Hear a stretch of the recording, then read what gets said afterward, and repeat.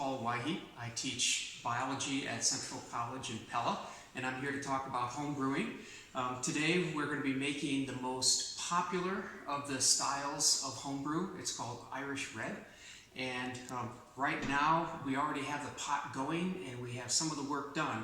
Let me walk you through a little bit what I've done so far, and then we'll pause and go on to the next bit. So this is an ordinary stainless steel stock pot. All I did was add water to it from the tap, ordinary Pella water, and I put the burner on at a low temperature. It's about bath water temperature, and into that water I put my grain bag. It is kind of like nylon stockings or something like that. It's a bag that will allow the grains to soak in the water. The water can diffuse through it easily enough, and the warm water, but not boiling, not hot water, doesn't bring out any of the acrid or off flavors, but it will still impart into this liquid the color, which is going to be red, obviously, and the flavors. Right now I can smell it. Smells a little bit like a milkshake or bread. It's got that malty, starchy smell to it right now. I'm letting it drip. You don't want to squeeze the grains because you don't want to force any of those compounds that give it an off flavor. You don't want to squeeze those out. So you just let it drain a little bit. And I have a bowl right here so we can not drip all over the stove.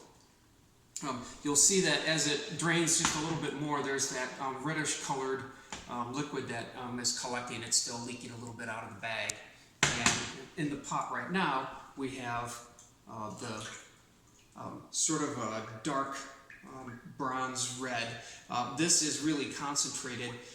This pot is then going to be put into the fermenter with additional water to make 5 gallons for this batch. And so even though it looks really dark and it smells really strong, when you dilute it that way, it'll be just what we want for our style, the Irish Red beer.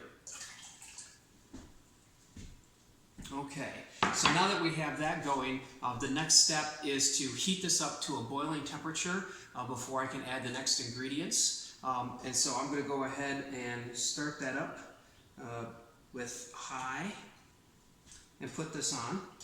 And while we are heating that up, let me just take a second and talk about the ingredients of beer that we're using.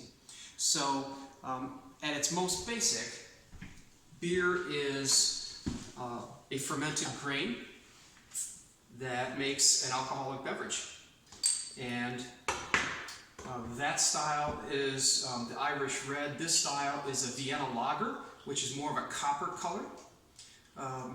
There are differences between the ales and the lagers based on the type of yeast and the temperature at which those yeast grow. So you can see that color on this one for the Vienna lager.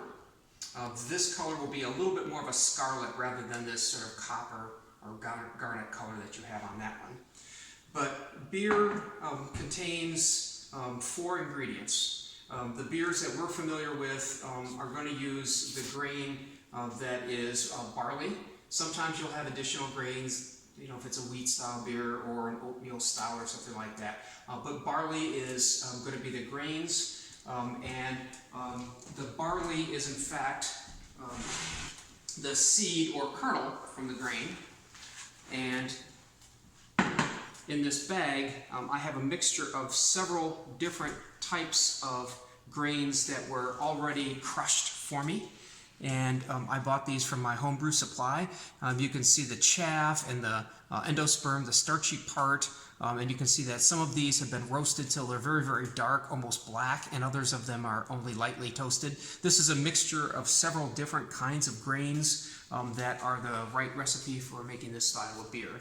And my friends at the Homebrew Supply already put the right amounts together and crushed them so that I could then steep them in my grain bag. And so that's what we have here. So besides the water and the grains, we're also going to need the fermentable sugars from this. This is only adding some color and flavor. In order to get the sugars out of this that are going to feed the yeast, we would need to have a mash, and that's a bit more complicated, and I'm not going to do that. But instead I'm going to take a shortcut and the mash would bring various sugars out of the grain so that the yeast can feed on it. Instead, those sugars have been concentrated into this malt syrup, which came with this ingredient kit. So all I have to do is pour this into the pot when the time comes, and even though it's thick and sticky, it'll dissolve in the water just fine, and this will be what gives us the flavor, a little bit of sweetness, and of course feed the yeast that's going to cause the fermentation. Later on, we're going to be adding a flavoring ingredient, and this particular style uses two different types of hops. One hop we add early on, and the idea is that it's going to be in the brew pot for an hour, and during that time much of its flavor and aroma is going to be given off, but it's still going to have those bittering compounds that are going to give the beer a nice balance between the sweetness from the sugars and then the bitterness from the hops. Later in the boil, about a half hour in, I'm going to add the other type of hops, and that will only be in the pot long enough to impart a little bit of bitterness, but then it will also give a flavor to the beer that again should match the style that we're going for. And all of these ingredients are going to come in the box from the homebrew supply and the instructions. When we're all done with the boil, we'll need to cool down the stock pot and the solution inside called wort. And after we cool that down, we'll pitch the yeast. Again, there's a characteristic style that we're going to use for this one. Since this is an Irish red ale, we're going to use one of those strains of yeast that's common to the British Isles. This one's called Nottingham. And this is a vacuum-packed, dehydrated yeast. It's very shelf stable and easy to use. We just pitch this, in other words, throw it into the solution from the stock pot that's been cooled, and this is what's going to do the magic, because the yeast know all about biochemistry that I couldn't even begin to imagine. But they know how to turn the fermentable sugars in that wort into alcohol and flavor compounds and carbon dioxide and all the other magic that the yeast do. Okay, we're back. The brew pot now has started to boil, and I'm going to add the first of our ingredients to that brew pot. And when I add this, it will become wort. It'll have something that the yeast can ferment.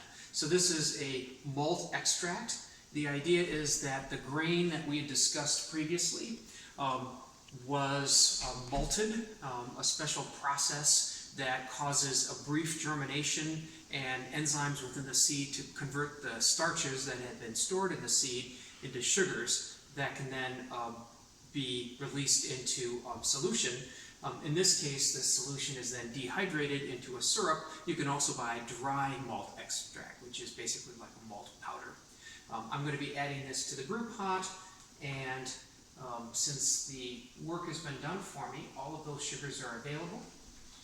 The trick when we're working with the brew pot like this is to not allow it to sit at the bottom and caramelize, or even worse, scorch on the bottom. So as I add this, I'm going to go ahead and stir it. Because it's this thick syrup, it won't drain from that bottle very well. And so in a moment you'll see that I'm going to rinse it out with some of the hot solution for the brew pot. As we're doing this, think a little bit about how the job of taking the barley grain and getting it to germinate, and then taking that product and making it available to the brewer, that is an old and honorable profession. So there are people who just work with barley grain, and they're called maltsters, and they create that malt that we need to do the brewing. There were special malt houses just for that purpose. Okay.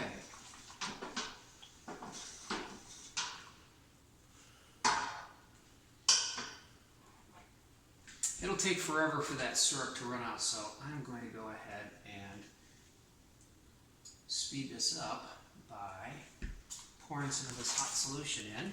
Hopefully not making too much of a mess. I mean, a little bit of mess is part of the fun, right?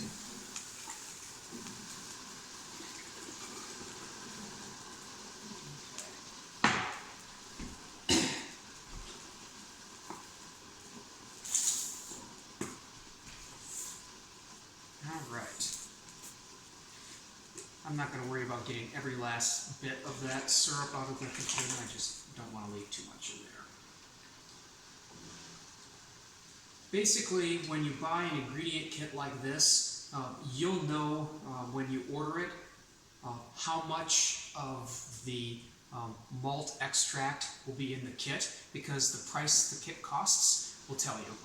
The more your kit costs, almost always it's because there's more of this malt extract. You'll also know how much alcohol will be in your beer when you brew it, because again, the price tag will tell you that there's more malt in it if it's a higher price kit, and that means that there's more sugars available to your yeast, and therefore there's going to be a higher alcohol content when you're done making the beer. So it's pretty much a nice correlation right along the line there. Okay, that'll do just fine. All right, I'll return this to the boil. We'll be back in a minute. By brewing beer, and we were just talking a minute ago off camera about how this is a scalable hobby. There's all sorts of fun additional things to learn and do, and you can get as fancy as you want with that. But with the chemistry here, let's just remember that the chemistry of the water will affect the characteristics of your particular brew, and that's not a bad thing. It means that your brew is going to be unique to Pella, Iowa, or wherever you are. All right, the wort is boiling well, and it's bubbling. It's ready for us to move on to the next step. This step has an element of danger to it because we're adding hops that have a volatile oil in them, and when it hits the boiling solution, sometimes it acts to cause a foam up and perhaps even a geyser out of the pot. And so just to be careful, I actually have a spot here that I can bring the pot off and remove it from the heat entirely if necessary. I'm going to have my paddle, my spoon ready, and we're going to go ahead and add this in. All right, and it is foaming up a little bit.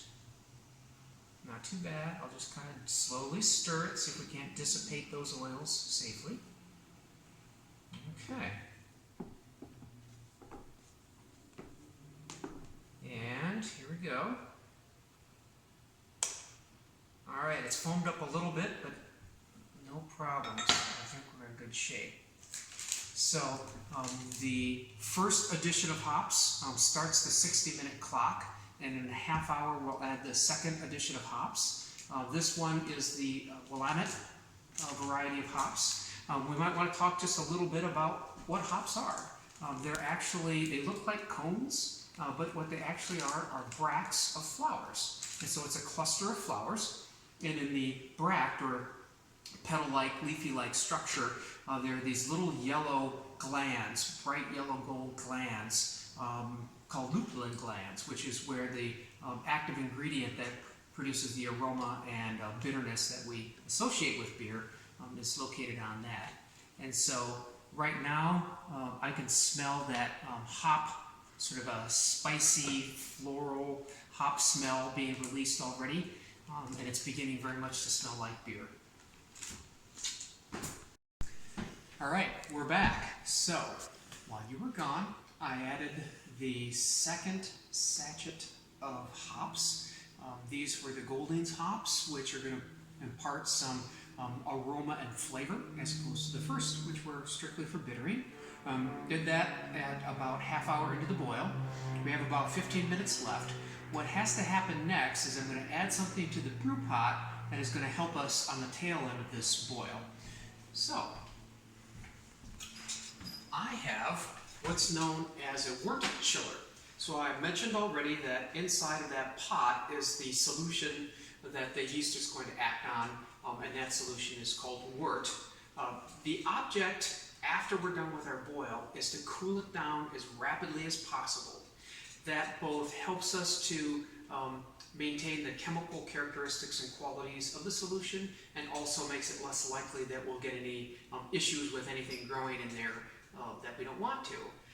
So in order to cool it as rapidly as possible, we're going to use this device, which is basically just metal tubing that has been bent into a coil that wraps around on itself a number of times, and then has fittings that come off of it so that cold water can pass through.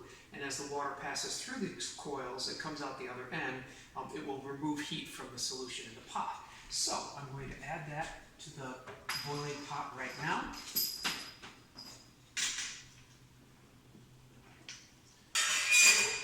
And the pot will be hopefully back to a boil fairly soon, because we want this to boil for 15 minutes before we're done with the boiling of our solution. The lid is back on. I'd love it if the lid were, look, there we go, a little bit more tight fitting, because what we really want is to prevent anything from getting into that pot now after the boil resumes. And we'll, like I said, boil it for at least 15 minutes. But Paul, you say, what's the key to brewing success?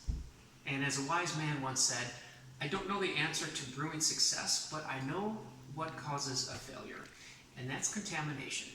So now we need to talk a little bit about that. The idea of adding this and then having it boil for at least 15 minutes is because the elements of this wort chiller that I just put into the pot, like the contents of the pot itself, have to be heated to boiling for at least 15 minutes. So 100 degrees centigrade, 212 degrees Fahrenheit. And that's going to kill anything inside of that pot. Meanwhile, over here, we have the bucket that is going to be our fermenter. And so after we cool down that wort in the pot, we'll add it to this, and the fermentation is going to be taking place inside of here. In order to make sure that this doesn't have anything that will grow and spoil our beer, I've already sanitized it using ordinary household bleach. Just make a solution in the bucket, let it sit for 15 minutes, then dump it out and rinse it thoroughly. And so the inside of this has been sanitized. The inside of the pot, including the wort chiller, is sanitized. Hopefully, when I transfer from the pot into the fermenter, not too much from the air, which could contain wild yeasts or fungi or bacteria or other things that could spoil the beer. Hopefully none of that will get inside of this fermenter, and that the yeast that we add will be the only thing alive in there that's going to be feasting on our wort and making a delicious beer. All right, here we are. So because we don't have a hose fitting on the sink inside the room where we were boiling, I brought the brew pot out here to the front of the house and attached to this spigot on the outside. And so there's a tube here that's taking cold water from this spigot through the coils that are inside of the pot, and then the water is, after it's been warmed up, it's going to go out through that other tube and be taken away. When I turn this on, here we go. And that water, there we go. And you can actually see it flowing through. Good. So I can feel that the stainless steel tubing underneath my left hand is quite cold. So the water coming out of the spigot is nicely chilled, probably from the underground line delivering the service to the house. But the water coming out of the coils from the pot is actually pretty warm. And so it is picking up the heat through that exchange there in those coils inside of the pot. If we keep the cover on, hopefully what's inside is not going to be contaminated. And it'll take a few minutes to do this. As a little cheat, I sometimes will sort of do a washing machine agitator kind of thing, and I'll go ahead and move the coils up and down a little bit and around and around. That circulates the wort inside of the pot and helps from there being any hot spots, and get the heat removed from inside of the pot as quickly as possible. When this is cooled down to, you know, about body temperature, it doesn't feel warm anymore, I'll go ahead and take this back inside and we'll move on to the next step. All right, we're back inside with our fermenter, which is the bucket that is going to hold the wort and where the fermentation is going to take place. As I mentioned before, it has been sanitized, and I even have the airlock on it already. Here in the sink, I've got the brew pot, and we have chilled to about body temperature, room temperature, somewhere in that vicinity. The wort inside of that pot, we have to chill it down, and the cold water coming in from the sink is going to chill it even more. You want to have it at a lower temperature. If you were to put the boiling hot liquid in, of course, that would kill your yeast, so that wouldn't work. So we'll go ahead and open up our container now, and I'll set this aside.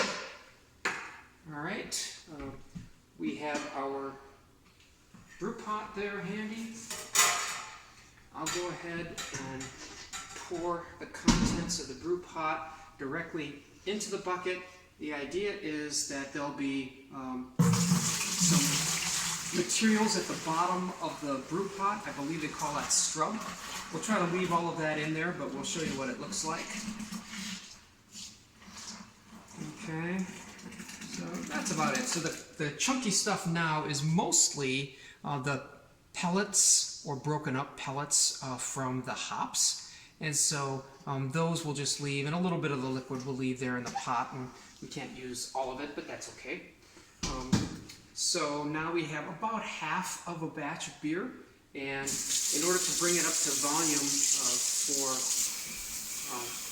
the amount of beer in a 5-gallon batch, we're now going to add water. This is going to spray all over, sorry for the mess. Okay. But the idea is that this particular sink has this fitting on it that sprays water like that. That's actually really handy because one of the ways to quick start the growth of your yeast is to aerate the wort. So we had to chill it to bring it to temperature. Now we're actually forcing air bubbles into the solution by using the spray. And so that aerates the yeast, or aerates the wort, and that will sort of kickstart and speed the metabolism of the yeast when we put that into the bucket. So I'm going to go ahead and just spray this and aerate it and chill it and bring it up to volume. When I can see on the markings on the outside of the bucket that I'm at about 80% of my volume. I'm at about 4 gallons out of 5. So when I see that mark, I'll go ahead and stop. And we're about there. Now I'm going to take my yeast packet and didn't bring my scissors, but hopefully I'll be able to tear it open. All right. Oh, how about that? Okay. And so the yeast in the packet looks a lot like the yeast that you would see perhaps from a packet of baker's yeast that you would use to make bread or something like that. So it's probably the same process that they use to prepare it and dehydrate it and vacuum pack it. But the yeast is in this sort of granular condition that you just spread across the surface of the wort. And so I just spread it around like that so that it's going to mix evenly in the wort. And once I've done that, I can go ahead and start up the water again. And now I'm continuing to bring up the volume. I am chilling and aerating the wort. And you can see that the yeast is in this whole foamy mess all over the place, but it's going to have all the conditions it needs for optimal growth. I'm just watching my volume. It's a little tricky because you have a head of foam, and so you want to make sure that the actual volume of the solution is the 5 gallons that you're looking for. So I always try to overshoot just a little bit, make sure that I've got the full 5 gallons. You might have already noticed though that as you add the water to it, it goes from that darker brownish red into a much lighter color as we dilute it. So it's going to be closer to the style of Irish red and have the right color. Okay, and that looks about right.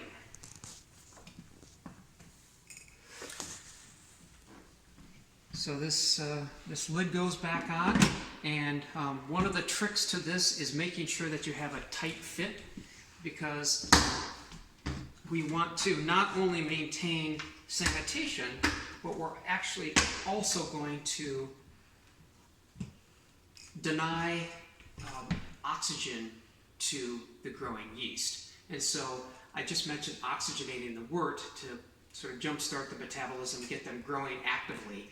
But at some point, they're going to use up all of the free oxygen that's inside of that bucket, and then they're going to have to switch, and they're going to be doing a fermentation type of cellular metabolism, which basically means that they're going to be taking the sugars in the wort, the sugars that are from the malted barley, they're going to be eating it or metabolizing it, and in that process, they're going to be giving off carbon dioxide. And that carbon dioxide is going to come out of the solution and into the bucket, and it would build up enough pressure that it would pop the bucket or rupture the container. But instead, we're going to have this device on it, which is an airlock. And so it has a little baffle, an upside down plug, I guess, that sits on the tube inside that comes from the bucket. And then you fill it about halfway with water, or sometimes people will use alcohol, whatever. And you fill it so that when you put this on the opening in the bucket, now your closed system has a one-way exit valve. And so as the yeast are growing and the metabolism gets going and they're producing carbon dioxide, that pressure of carbon dioxide is going to go up through that tube in the hole at the top of the bucket and out past that baffle, that little plastic cover inside, and then through that water that we have in the trap, and it'll bubble, bubble, bubble. It'll get a vigorous bubble going as the fermentation really gets going. I found that with this kind of brew, it's probably going to be, let's say, 36 hours. Sometimes even in as little as 24 hours, you can start to see the fermentation giving off carbon dioxide in your trap there. But certainly by 36 hours, you'll start to see some. And then over the course of 3 or 4 days, we're going to find that it is going to undergo vigorous fermentation. There's going to be a lot of pop, pop, popping in that airlock. And then after a few days of that, eventually it'll peter out, and we'll be done with that primary fermentation. Okay, and we're back. It's now actually less than 24 hours later, maybe about 18 hours, I guess. And we're in my kitchen. We have that primary fermenter, the bucket where the fermentation is going on. And at the top of the bucket, as you can see, we have the airlock, and it's bubbling quite vigorously already. Got a good bubble going. And from here on out, it'll be a few days of this until the sugars have mostly been used up by the yeast and the alcohol and carbon dioxide is done. And then from there, we just containerize the beer. I use bottles for the most part, small bottles. And however, some folks would use a keg or some other container for their beer, and it's then aged a little bit longer while it carbonates in the bottle or aged in the keg, and then it's good to go and enjoy the beer. So thanks for watching me brew.